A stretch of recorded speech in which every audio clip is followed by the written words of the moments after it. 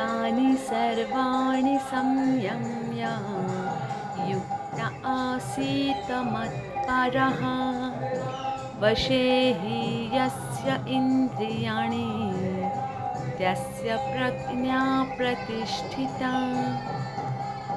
This beautiful sloka from Bhagavad Gita, chapter 2, sloka number 61. Tani sarvani samyamyam.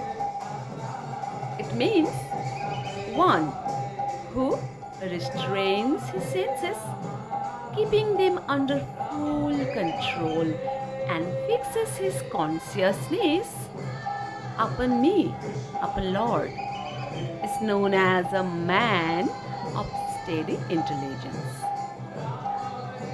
This sloka clearly explained in this verse that unless one is Krishna consciousness, it's not at all possible to control these senses.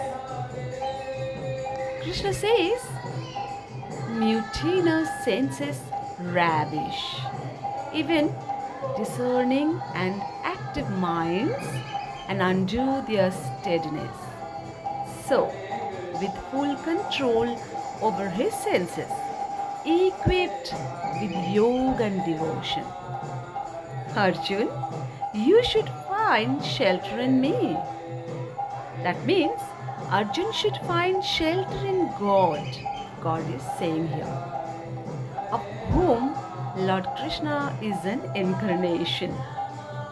For that, man alone has a firm mind who has subdued his senses. Here, Yogeshwar Krishna explains what ought to be prevented in the course of worship, as also the components of spiritual seeking, which it is the duty of a man to undertake. Restraint and prohibition alone cannot subdue the senses. Along with negation of senses, there must also be incessant contemplation of the desired God.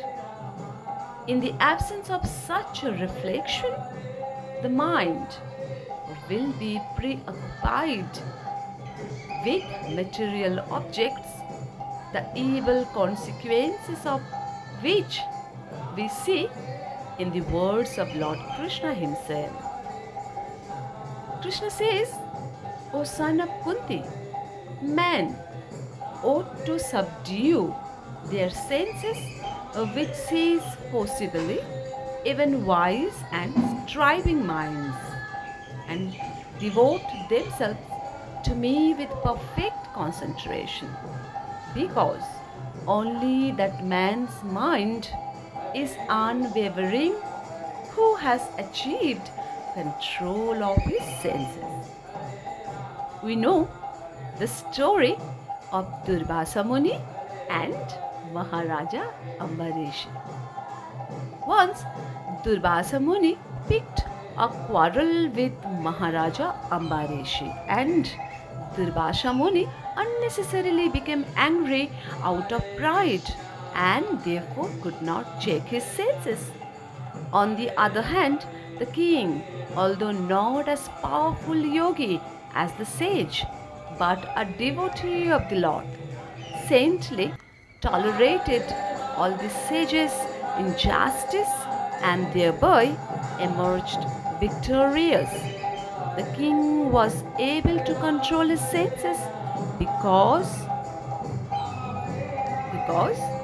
his mind was engaged on the lotus feet of Lord Krishna, engaged his words in describing the abode of the Lord, his hands in cleansing the temple of the Lord, his ears in hearing the pastime of the Lord, his eyes in seeing the form of the Lord, his body in touching the body of the devotee, his nostrils in smelling the flavor of the flowers offered to the lotus feet of the Lord, his tongue in tasting the tulsi leaves offered to him, his legs in traveling to the holy place where his temple is situated, his head is offering obeisances unto the Lord, and his desire in fulfilling the desires of the Lord, and all the qualifications made him fit to become a Matpara devotee of the Lord.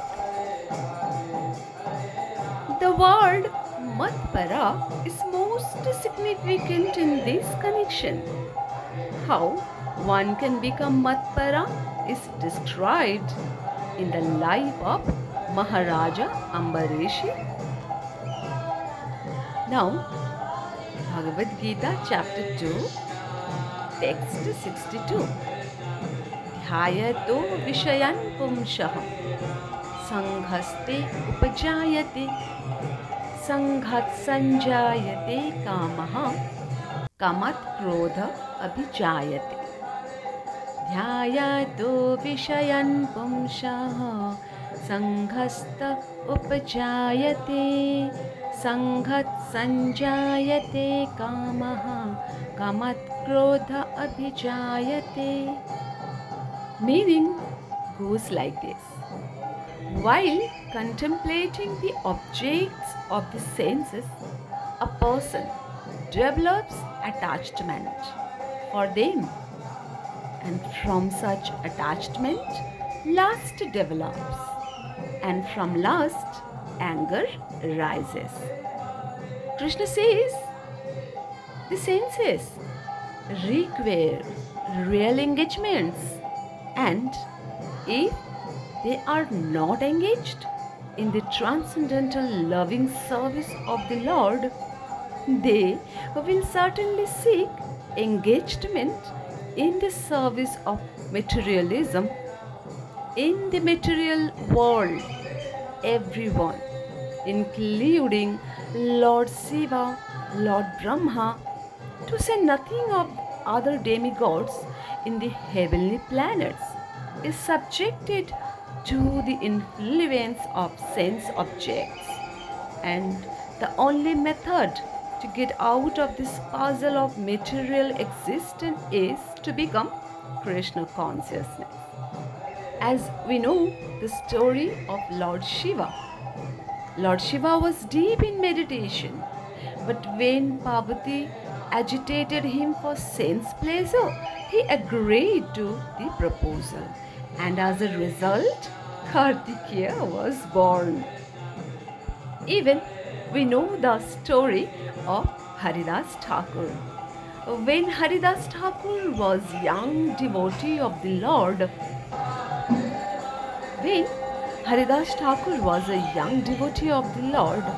he was similarly allured by the incarnation of Maya Devi, but Haridas Thakur easily passed his test because of his unalloyed devotion of the Lord. Text 63 from Gita chapter 2. Krodhat bhavati sammohat smriti vibhramaha smriti bhramshad buddhinasha pranashyati. Meaning goes like this: from anger, complete delusion arises.